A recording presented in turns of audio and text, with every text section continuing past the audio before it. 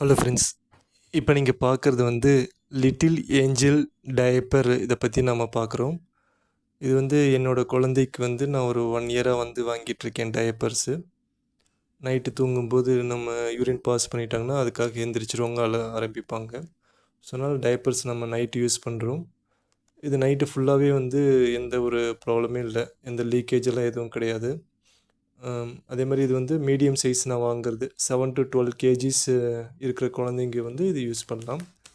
இதில் நிறைய இதில் இருக்குது, 74 பேண்ட்ஸ் இருக்குது, அப்புறம் 60, அப்புறம் 40, 24 அந்த மாதிரி என்ன இது வேணுமோ நீங்கள் அது பண்ணிக்கலாம். நான் வாங்குறது ஃப்ளிப்கார்ட்டில் தான் வாங்குகிறேன்.